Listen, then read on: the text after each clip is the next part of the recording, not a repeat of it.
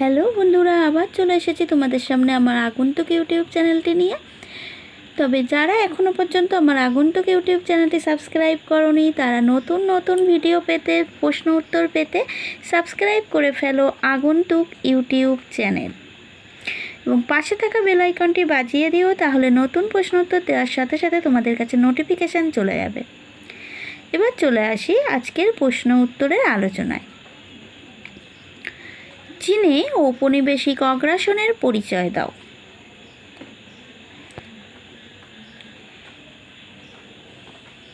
ইউরোপে England, France, Spain, Portugal, Germany, Russia প্রভৃতি ঔপনিবেশিক শক্তিগুলি এশিয়া ও আফ্রিকার বিভিন্ন দেশে নির্লজ্জভাবে ঔপনিবেশিক অগ্রাসন চালায়। চীনে ঔপনিবেশিক অগ্রাসন। ঊনবিংশ শতকে ইউরোপীয় ঔপনিবেশিক শক্তিগুলি যেসব দেশে নির্লজ্জ ঔপনিবেশিক অগ্রাসন চালায়, তার মধ্যে অন্যতম ছিল চীন। এবার সাব পয়েন্টে আসতে হবে। 1 নম্বর, নানকিংয়ের চুক্তি। ব্রিটেন প্রথম আফিংয়ের যুদ্ধে চীনকে পরাজিত করে নানকিংয়ের চুক্তি স্বাক্ষরে বাধ্য করে। এই চুক্তির দ্বারা চীনের 5টি বন্দর ইউরোপীয় বণিকদের বাণিজ্য ও বসবাসের জন্য খুলে দেওয়া হয় এবং হংকং বন্দর চিরকালের জন্য ইংরেজদের হাতে ছেড়ে দেওয়া হয়। এবার 2 নম্বর সাব পয়েন্ট, তিয়ানজিনের চুক্তি। ব্রিটেন ও ফ্রান্স দ্বিতীয় আফিমের যুদ্ধে চীনকে পরাজিত করে তিয়ানজিনের চুক্তি স্বাক্ষরে বাধ্য করে।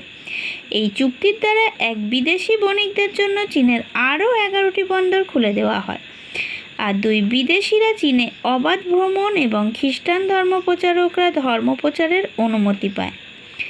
3 নম্বর পয়েন্ট, শিমোনোসেকির চুক্তি।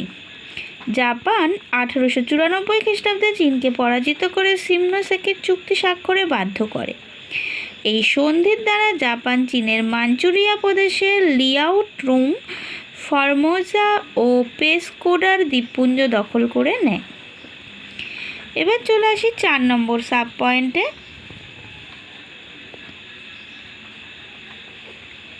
চীনা তরমুজের খণ্ডীকরণ। ইউরোপীয় শক্তিগুলি চীনের বিভিন্ন অংশে নিজ নিজ প্রভাবধীন অঞ্চল গড়ে তুলে নিজ নিজ কর্তৃত্ব প্রতিষ্ঠায় উদ্যোগী হয়। ঐতিহাসিক হ্যারল্ড ভিনাক এই অবস্থাকে চীনা তরমুজের খণ্ডীকরণ বলে অভিহিত করেছেন। উপসংহার: England, France, Japan, America, Russia প্রভৃতি বিভিন্ন সাম্রাজ্যবাদী শক্তি চীনে আধিপত্য প্রতিষ্ঠা করলেও চীনের সম্পূর্ণ রাজনৈতিক ক্ষমতা তারা দখল করতে পারেনি। ফলে চীনকে ইউরোপীয়দের পূর্ণাঙ্গ উপনিবেশ না বলে আধা উপনিবেশ বলা যুক্তিসঙ্গত। এতটুকু লিখতে হবে।